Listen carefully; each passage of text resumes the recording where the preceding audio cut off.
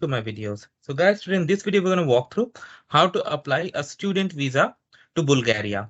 Before I proceed further, if you have not already subscribed to my channel, please go and subscribe right now.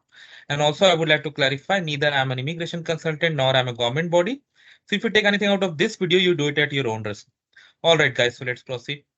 So guys, when it comes to apply for a visa for any purpose to any country, the very first thing is to find out whether you need visa or not.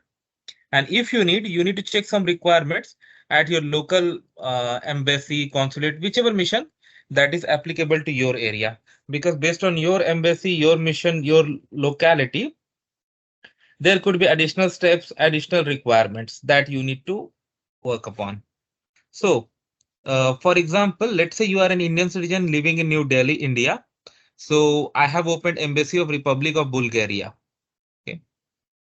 They have contact details and everything here. Now, I have opened some tabs from the same site, visa application form. So this is, so when it comes to study visa, it is called like type D, long-term visa, right? Let's say you're going for master. So you're going to stay there longer than 90 days, right? So you won't go for type C visa. You'll go for type D visa. Okay. So here's your photo. This section is for official use. Forget about it. Family name, surname at birth, given name.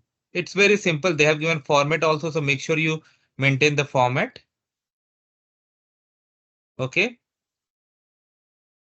The civil status, parental authority, national ID number, type of travel document, your passport details. Make sure you match it carefully with your passport. A lot of people do certain mistakes and then they struggle. Home address, email address, phone number, everything is like very simple over here. Purpose is important. Even you're going for studying, click on study. Additional information, provide the information so that they can understand what it is. Okay. Fingerprints, like if you have given biometrics before, provide them, for otherwise no. Name, address of the inviting company organization. So in your case, it will be your college, university, whichever you are traveling. Cost of traveling, how you are going to do that, you need to put that, and then date, signature. Okay, place. Fine. But the question is like, um, how would you like apply? So that will come through. But before that, let's see some more requirements. Like, see, visa D for long stay. So they have given information here. So a long stay visa with a validity term of up to 1 year and a right to stay up to 360 days may be issued to foreigners who perform science research or are students. Okay. So if it is more than that for you, you need to apply longer once you are there. So you go there and then you can apply for a residence permit. And before it expires, you need to apply for extension. Just to, I have clarified it initially also, and I'm clarifying it right now also that neither I'm an immigration consultant nor I'm a government body. So if you take anything out of this video, you do it at your own risk. And then you submit long, I mean, long-term visa require here where you are present based on your location. So they have given some small checklist also: visa application form, regular travel document, passport, copy of pages with personal information. Yes, recent passport size photographs, and original documents and 2 copies of the documents that they want. Okay. All right. Let me see if I can show you that. Yeah. See, for D visa, first of all, for D visa, you have to go for an interview. Okay. Personal interview. And they have given the whole checklist over here, including photographic specification, medical insurance, tickets.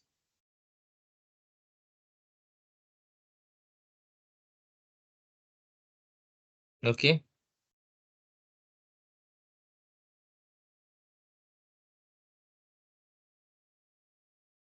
All right. So here now, when you everything is clear, the next question comes is like where you will apply.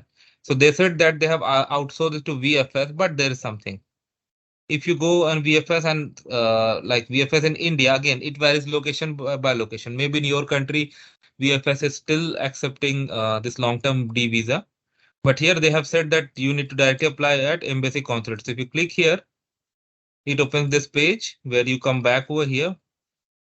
So what you're going to do here, like I have opened this page initially about Embassy of Republic of Bulgaria in India. So they have given the contact details, including the timing for consular section. So you can connect with them and find out how they are going to accept. Like, do you need to go to book any appointment, or you can go as walk-in? They have given the time, of course, at what time you can appear there. Make sure you carry everything, and the fee is going to be 100 euros. So they will give you the information also, like how you can pay. Hopefully it's by card, so you don't have to carry cash or something, but it could be something else also. So thanks for watching this video. Please subscribe to the channel. Thank you.